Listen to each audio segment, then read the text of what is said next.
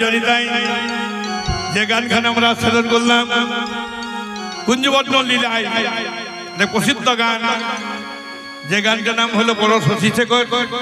44 মাত্রা, এর ভাগ হলো 8 8 4 8 8 8, 5 8 40, এর মাঝে একটা জোড় 44।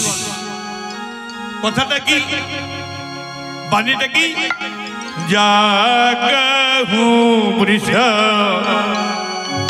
ভানু নন্দিনী মোহন যুব রাজে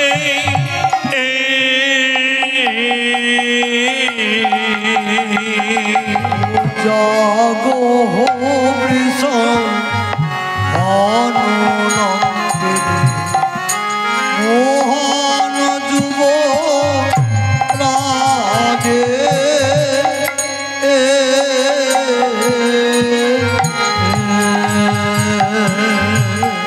জাগহু বৃষ ভানু নন্দিনী মোহন যুব রাজে জাগো বৃষ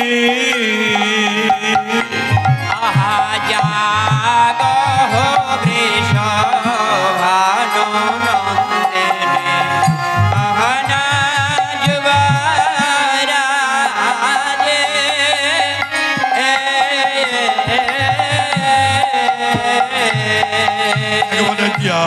জাগো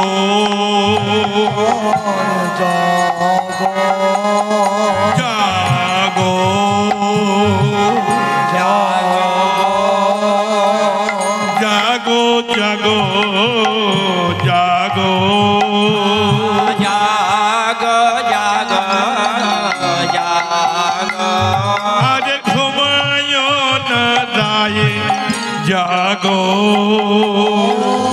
ঘুমায় না দায় জাগো তোর সুখের নিচি পোহাইল ঘুমায় না দায়ে জাগো আমার সখীর নিশে পহাইল ঘুমায় না রায় জাগো। পদ করতে বললেন জাগহু বৃষ ভানু নন্দিনী মোহন যুবরাজে। জাগহু বৃষ ভানু নন্দিনী মোহন যুবরাজে। ও মায়েরা,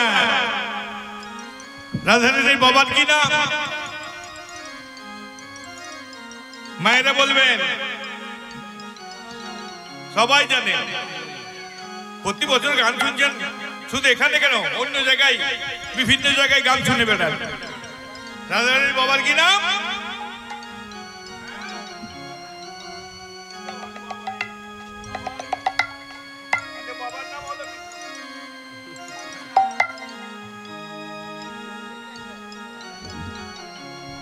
রাধারানীর বাবার নাম বিষবর্ণ রাজা।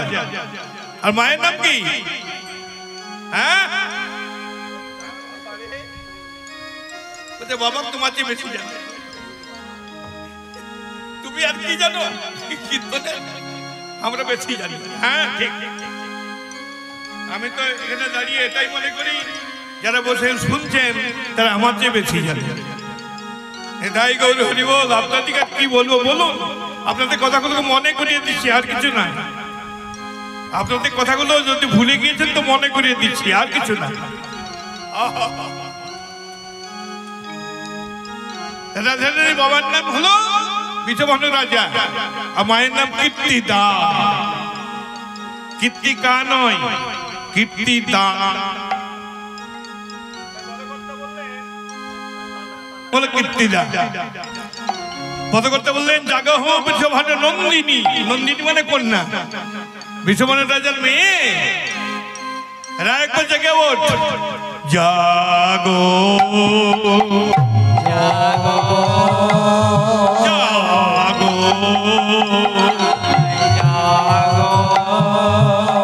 জাগো জাগো জাগো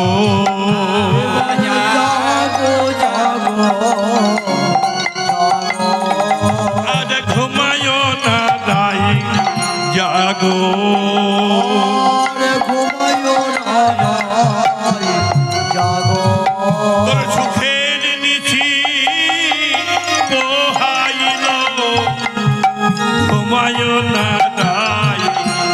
জাগো সুখের নিশি ও হইল ঘুমায়ো না জাগো ওরাই আর ঘুমিয়ে থাকিস না, জেগে ওঠ, জেগে উঠে জাগো জাগো জাগো এবারে জাগো জাগো জাগো জাগো জাগো জাগো এবারে জাগো জাগো জাগো দেখুন জাগো বলছে, দুটোই জাগো, কিন্তু বলার কায়দাটা দেখুন। একবার বলছে জাগো, একবার বলছে জাগো, দুটির বানানগুলো আলাদা, মানেটা আলাদা। প্রথম কাজ জাগো মানে জেগে ওঠ, বর্গের জয়কার গয়কার জাগো। আর বলছে জাগো অঞ্জয়াকার গয়কার, হ্যাঁ গয়কার জাগো জাগো জাগো জাগো এবারে জাগো জাগো জাগো জেগে ঘরে জাগো এবারে জেগে ঘরে জাগো তোর ঘর ভালো নয় জাগো আরে ভালো নয় জাগো ঘরে শাশুড়ি না নদীবাদী, ঘরে ভালো নয় জাগো আরে শাশুড়ি ননদে বাজে তুই বিবাদিনীর ঘরে বাস করি। হরি বল হরি বল আরে গাজনের ঘরে বাস করে গাজনের ঘরে বাস করে জাগো জাগো জাগো ওরাই একবার জেগে উঠে ঘরে যা, তোর ঘর ভালো নয়, ঘরে শাশুড়ি ননদি বাদী। কেন জেগে উঠতে বলছি জানিস? একবার জেগে উঠে চেয়ে দেখ, পূর্বাকাশ রঞ্জিত করে পূর্ব গগনে অকরুণা পোনা পালায়রুণা উদিত মুদিত কুমুদা বদনা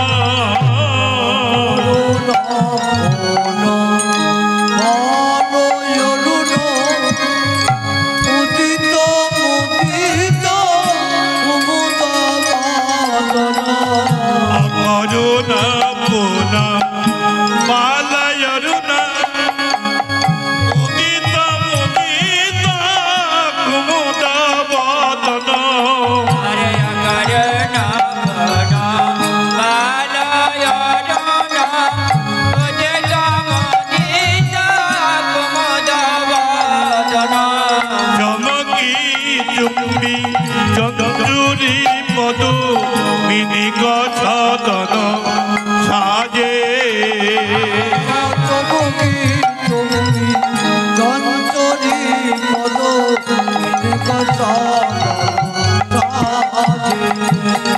উদয় হলি রে উদয় হলি রে অরুণ কেন উদয় হলি রে কেন উদয় হলি রে তোরে প্রাণে কি করুণা নাই রে অরুণ কেন উদয় হলি রে ওরে প্রাণে কি করুণা নাই রে সাধের যুগল ভাঙাতে এলি ওরে প্রাণে কি করুণা নাই রে সাধের যুগল ওরে প্রাণে কি করুণা নাই রে ওরে প্রাণে কি করুণা নাই রে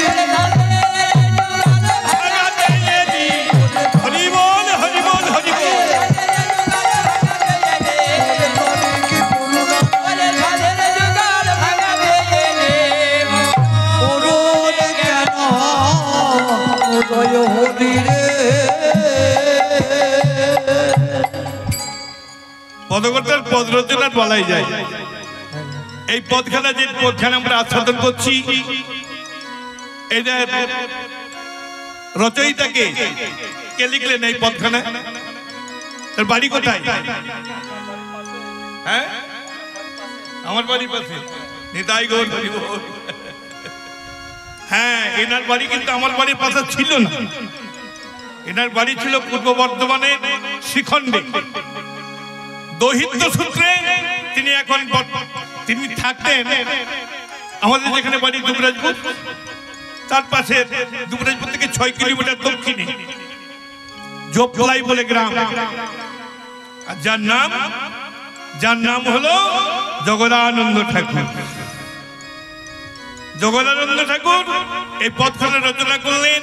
বলছে, রাধে একবার চেয়ে দেখো, অকরুণ পুন বাল অরুণ উদিত, অকরুণ পুন বাল অরুণ, বালক অরুণ। প্রভাত ফলে সূর্যকে বলছে বালক অরুণ, কেন উদয় হলি রে, অরুণ কেন উদয় হলি রে,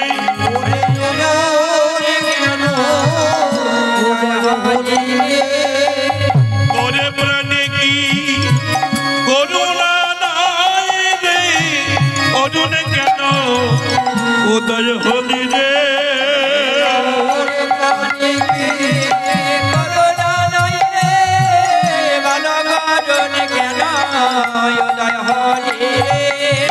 অকরুণ হয়ে উদয় হলি রে, উদয় হলি রে, তোরে প্রাণে কি করুণা নাই রে, অরুণ কেন উদয় হলি রে।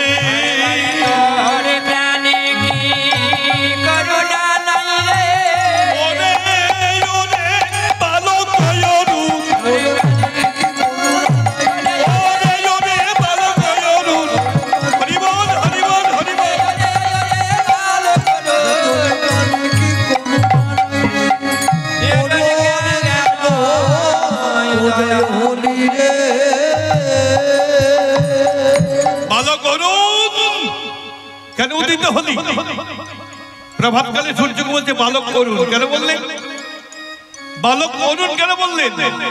না, দেখবেন ছোট ছোট বালকের যেমন বোধ জ্ঞান নাই, কোনটা ভালো কোনটা মন্দ, কোনটা মিষ্ট কোনটা তিক্ত, কোনটা ঠান্ডা কোনটা গরম, ছোট ছোট বালকের যেমন বোধ জ্ঞান নাই, প্রভাতকালের সূর্যের রাধা গোবিন্দ বিলাস তত্ত্ব সম্বন্ধে কোনো জ্ঞান নাই, তাই অকরুণ হয়ে উদিত হয়েছে। অরুণ জানে না, বালক অরুণ জানে না যে উদিত হলে রাধা গোবিন্দের যুগল ভেঙে যাবে, ওর প্রাণে করুণা নাই, যুগল দেখতে পারলি না, অকরুণ হয়ে উদিত হলি। পদকর্তা বললেন পুন, অকরুণ পুন মানে পুনরায়, পুনরায় অকরুণ হয়ে উদিত হয়েছে। দাপর যুগের কথা, নিশ্চয়ই দাপর যুগের আগে কোন যুগে আরেকবার অকরুণ হয়ে উদিত হয়েছিল। হ্যাঁ, উদিত হয়েছিল কবে জানেন? ত্রেতা যুগে অকরুণ হয়ে উদিত হয়েছিল, ত্রেতা যুগে, দাপর যুগের আগের যুগটা। কখন না, যখন রামচন্দ্রের ভাই লক্ষণ ঠাকুর শক্তি ছেলে পড়েছিল, শক্তি ছেলের নিয়ম ছিল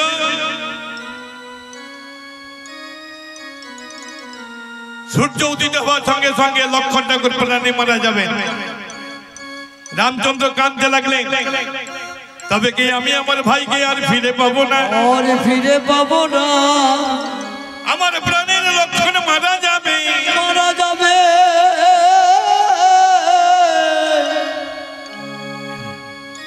তাই বললো কি জানেন, রামচন্দ্র কাঁদতে লাগলেন, আমার এমন কোনো বন্ধু নাই, এমন কোনো হিতৈষী নাই যে আমার প্রাণের লক্ষণকে বাঁচিয়ে দেবে, বাঁচিয়ে দেবে। জয় রাম, জয় রাম বলে একজন এলো, এতে বলছে প্রভু আমি পারি। কে এলো বলুন তো, কে এলো? কে এসে বলছে আমি বাঁচিয়ে দিতে পারি? কে? বৈদ্যরাজ সুসেন, সুসেন বৈদ্য, বৈদ্যরাজ সুসেন এসে বলছে প্রভু আমি বাঁচিয়ে দিতে পারি। তবে ব্যাপার কি জানেন, এই যে শক্তিশালীর ঔষধি ওষুধটা আছে অনেক দূরে, সেই গন্ধমাদন পর্বতে বিশল্যকরণী নামক ঔষধি। এখান থেকে গিয়ে ঔষধিটা নিয়ে ফিরে আসতে আসতে সূর্য উদিত হয়ে যাবে। রামচন্দ্র আরো কাঁদতে লাগলেন, ঔষধি থাকা সত্ত্বেও আমি আমার লক্ষ্মণকে ফিরে পাবো না। আমার এমন কোনো বন্ধু নাই, আমার এমন কোনো হিতৈষী নাই যে ওই গন্ধমাদন পর্বত থেকে বিশল্যকরণী নামক ঔষধি এনে আমার লক্ষ্মণকে বাঁচিয়ে দেবে, লক্ষ্মণকে বাঁচিয়ে দেবে। ওই সূর্য উদিত হবার আগে পর্যন্ত এনে পৌঁছাতে হবে। কেউ এমন নাই? রামচন্দ্রের কান্না দেখে জয় রাম, জয় রাম বলে রামচন্দ্রের পায়ের কাছে এসে দাঁড়া বসলো। কে গো? রাম ভক্ত হনুমান। এতে বলছে প্রভু আমি পারি, আমি পারি। তবে ব্যাপার আছে, আপনার আশীর্বাদ যদি আমার মাথার উপরে থাকে তাহলে আমি অসাধ্য সাধন করতে পারি। সূর্য উদিত হবার আগে পর্যন্ত ওই গন্ধমাদন পর্বত থেকে বিশল্যকরণী নামক ঔষধি এনে দিতে পারবো আমি। আপনি শুধু আমায় আশীর্বাদ করুন। রামচন্দ্র বললেন হনুমান আমি তোমাকে দু হাত ধরে আশীর্বাদ করতে, তুমি এখনই যাও, তুমি দেরি করো না, এখনই যাও, আশীর্বাদ করো। রামচন্দ্রের আশীর্বাদ নিয়ে হনুমান চলল রাম গুণগান গাইতে গাইতে। জয় জয় রঘুপতি রাঘব রাজা রাম পতিত পাবন জয় সীতারাম।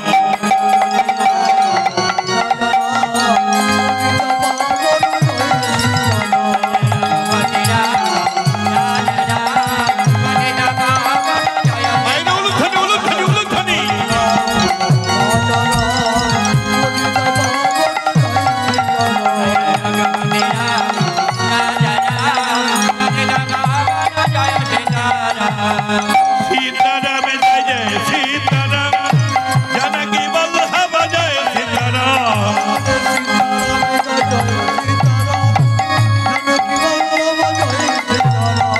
सीताराम जय जय सीताराम, जानकी वल्लभ जय सीताराम।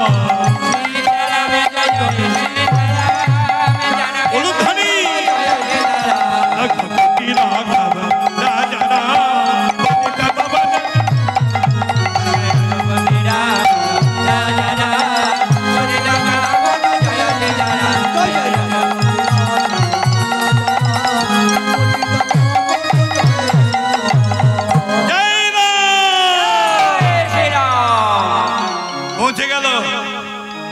গন্ধমাদন পর্বতে পৌঁছে গেল, পৌঁছে গিয়ে মাথা চাপড়াচ্ছে, হায় হায় হায় হায় হায় হায়। গন্ধমাদন পর্বততে এলাম। হ্যাঁ বাবা একটা কথা মনে রাখুন, ও মায়েরা একটা কথা মনে রাখুন, অতি দূর পথ, অতি দুর্গম পথ, অল্প সময়ের মধ্যে অতিক্রম করতে পারে, পেরিয়ে যেতে পারে জগতে মাত্র দুজন, অন্য আর কেউ নয়। অতি দুর্পথ, অতি দুর্গম পথ, অল্প সময়ের মধ্যে অতিক্রম করতে পারে, পেরিয়ে যেতে পারে জগতে মাত্র দুজন। কে কে? একজন হলেন যোগী আর একজন হলেন ভক্ত। যোগীরা যাই যোগ বলে আর ভক্তরা যায় ভক্তির বলে।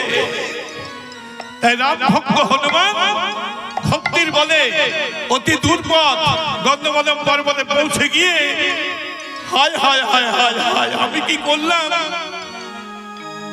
ওষুধটার নাম হলো বিশল্যকরণী, কিন্তু ওষুধটা দেখতে কেমন, গাছটা কত বড় হয় তা তো জানি না। আবার যদি এখানে যাই, এখান থেকে যাই, ফিরে বিশল্য কলোনি গাছটা কেমন বটে, পাতাগুলো কেমন রং হয়, এগুলো জিজ্ঞেস করে আবার যদি এখানে আসি, আবার এখানে ওষুধ যদি আবার যাই, ওদিকে তো সূর্য উদিত হয়ে যাবে না। এই হলো ভক্ত। প্রভুর আশীর্বাদ যদি আমার মাথার উপরে থাকে, আজ আমি অসাধ্য সাধন করব। করলো কি? বাঁ হাতটাকে গন্ধমাদক পর্বতের তলায় ঢুকিয়ে দিল। জয় রাম। একবারে মায়ের উলুধ্বনি।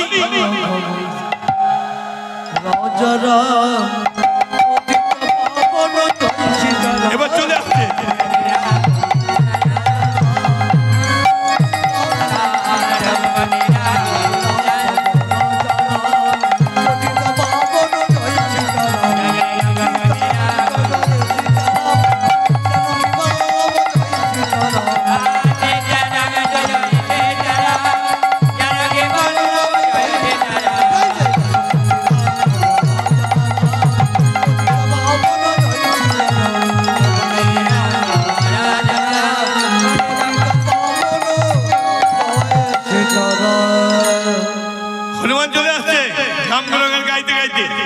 আর এদিকে সূর্যের উদিত হওয়ার সময় হয়েছে।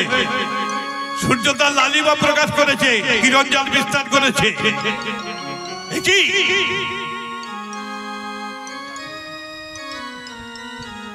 ওটাকে নিশ্চয়ই সূর্য হবে, ওর উদিত হওয়ার সময় হয়েছে। হনুমান করলো কি? সূর্য যদি উঠে যায় লক্ষণ করে প্রাণে মারা যাবে। করলো কি জানেন? হাতে তো গন্ধমাদক আছে, নিজে বিশাল আকার ধারণ করে সূর্যের পথকে রোধ করে দাঁড়ালো। প্রভাতকালে সূর্য বলছে, কে তুমি? হ্যাঁ, কে তুমি আমার পথকে রোধ করে দাঁড়ালে? প্রভাতকালে সূর্য বলছে, হনুমান বলছে, প্রথমে বলো তুমি কে? হ্যাঁ, ও আমার নাম শুনবে? আমার নাম হলো ভানু। ভানু ভানু আমার নাম ভানু। আমার নাম শুনবে? আমার নাম হনু। ও তোমার, আমার নাম ভানু, তোমার নাম হনু। বাহ, নামে নামে মিল আছে। তা শোনো, হনুমান বলছে তোমার সঙ্গে আমি বন্ধু বাঁধাবো। নামে নামে যখন মিল আছে তখন বন্ধু বাঁধাবো।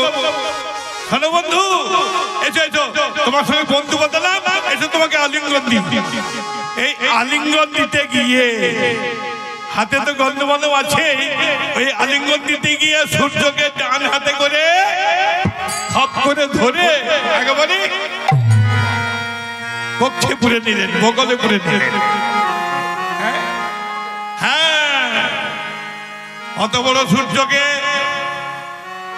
একটা লোমও পুড়ল না, হনুমানের বগলের একটা লোমও পুড়ল না।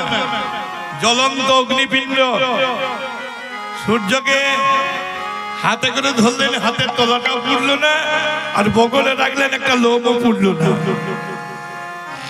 পুড়বে কেন গো? পুড়বে কেন? হ্যাঁ, হনুমানের মধ্যে কে আছেন? হনুমানের মধ্যে কে আছেন? যিনি সূর্যের জন্মদাতা। হৃদয় গৌর হরি বল, হরি বল, হৃদয় গৌর হরি বল। তাই কি লোম পড়াতে পারবে না? তাই একটা লোমও পুড়ল না। ভক্তের হৃদয়ে মোর সতত বিশ্রাম। যেখানে ভগবান রয়েছেন সেখানে সামান্য সূর্য কি করবে? যিনি অনাদির আদি, তিনি যখন রয়েছেন হনুমানের মধ্যে, তার আশীর্বাদ যখন তার মধ্যে আছে, তখন হনুমানের ওই লোম পুড়বে কেন? তাই এবার এই সূর্যকে বগলে ভরে চলে আসছে। জয় জয় রঘুপতি রাঘব রাজা রাম পতিত পাবন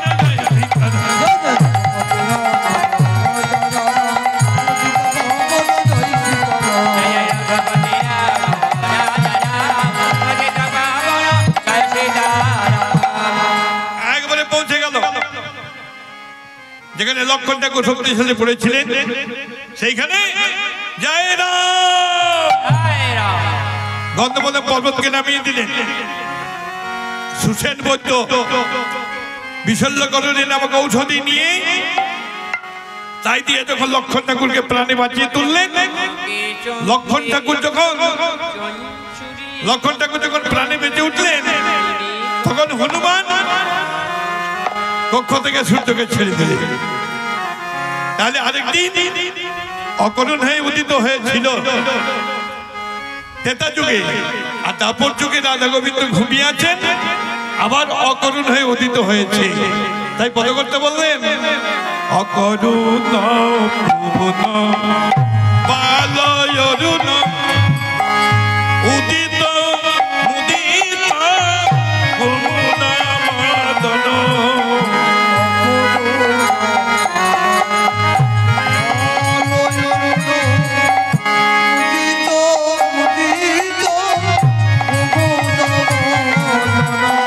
চমকি চুম্বি চঞ্চুরি পদু মিনিক সদন সাজে